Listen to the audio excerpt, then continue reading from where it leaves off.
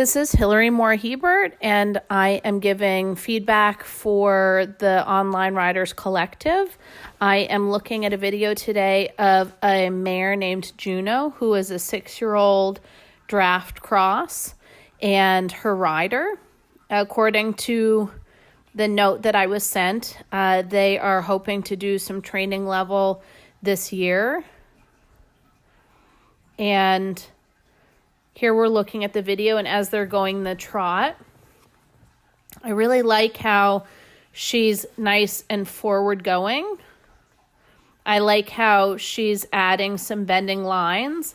With a horse with this kind of build, a draft or a draft cross, you're going to notice that they can be quite heavy in their way of going. And so I always find myself, when I am giving feedback at schooling shows, to develop the bend in the horse in some way, talking about just increasing suppleness.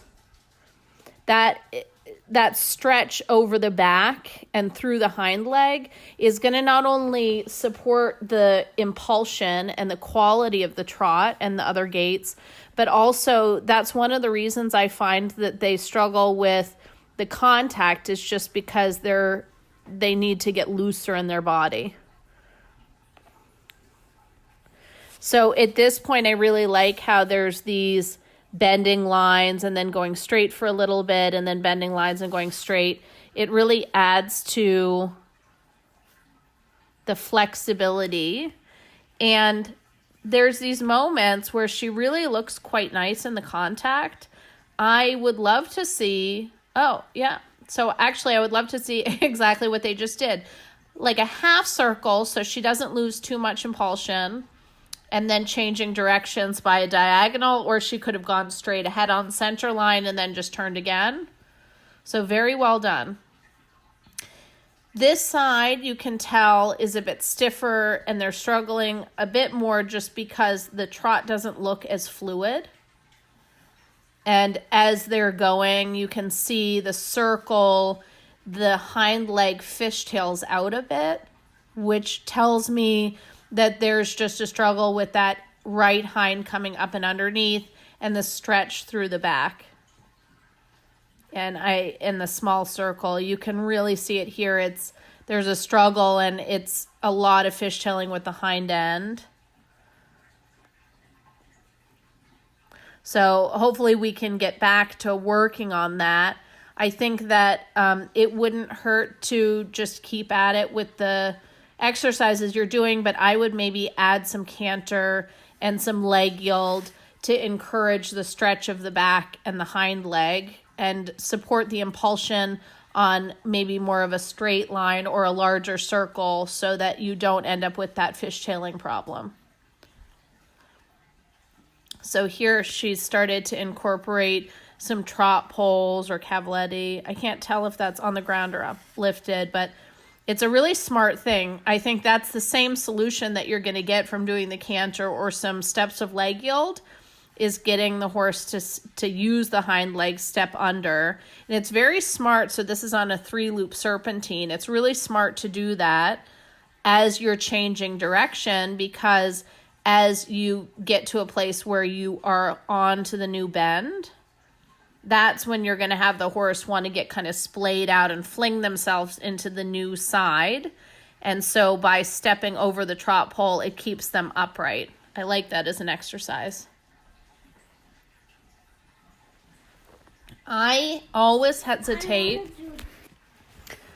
So one thing as you're doing these really smart exercises that I notice is the sitting trot. I am more of a fan of going to sitting trot after the canter, because unless you have a horse that's so hot that you're a bit nervous and you're doing it to relax them, you might see me ride sitting trot in moments of a training level test at a horse show if you have a very green horse or one that's spooky. But what I get nervous about is, there you go to rising, and I think you get back a bit more of the impulsion. I think the problem with the sitting trot is I never see it improve a trot unless the horse is very spooky. So I, at this point, would probably go to the canter. It's not bad, though. It's more just my general principle. You know, he still stays forward going. He's on the contact. But one thing I do notice is there is a little bit of a redundancy in the sets. And what I mean by that is it's so fluid, it's almost becoming the same. So I would love to see, like, here as you go around, or see, even she's thinking about it. I'd love to see, like, canter on the open side of the serpentine. Yeah.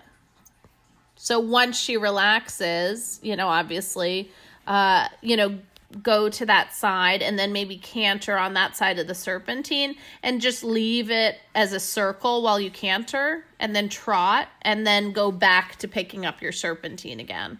Or you can canter on the short side here and then trot as you change directions and then canter on the other end loop. I am assuming that because you were talking about doing the training level, oh yeah, there you canter. I was nervous I was saying all this stuff and that it turns out you're just still working on getting the canter, but it's nice. Now I'm anxious to see what the trot looks like afterwards.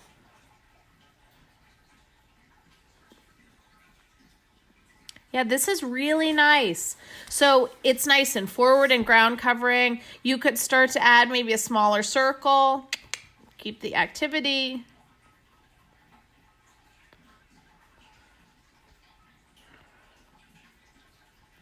Good. I'm very excited now to see what the trot's going to look like after this because she really does thrive in the canter. I think that most horses, there's a trot. Right, the level of impulsion that you have in the trot afterwards is so significantly different. Yeah, and then her back is relaxed and stretched there, and then you got that, I caught that moment of the smaller turn, and she didn't fishtail out like she did before the canter. There, now you're going. So this looks fantastic. I'm very happy to see this. I usually love seeing what horses look like after the canter because most of the time they look better unless they're, you know, breathing fire and it gets them wound up. But now you're getting to a place where she's releasing her back. She's honestly going on the bit. Good. That's okay. Yeah, and I know you said that she was a little bit looky. I don't mind that because you do such a good job managing that. Yeah, your trot has gotten so much more flexible and bendable, even just from these little snippets of canter. If I were you, I would do these transitions. Maybe you don't feel cantering this much in the beginning, is something that you feel comfortable with, but you can always do like a half circle of canter. Just get her forward. Then you can start to establish things like the leg yield or the smaller circles, and then you'll have more communication. I think she'll be less distractible. Good. There. Yeah, you're really starting to get to a place where you have more moments of bend in her body, where she looks more honestly on the bit. She's relaxing her back. And her shoulder starts to come out on the circle, I think, as a function of the canter and just the physics of it, but it gives you such a nice, yeah, she really starts to come through in her body. This looks great. Yeah, I mean, like here, I would go down the long side and then just ask for a leg yield for a few steps, push her more to the outside rein. The trot after your canter is just begging to have some leg yield work put into it. There you lose a little bit. And I would say that every time you feel that you lose that impulsion, put in 6 strides of canter, see what that gives you. And again, I think that you're really doing a nice job with the circles. Be braver now and start to add more.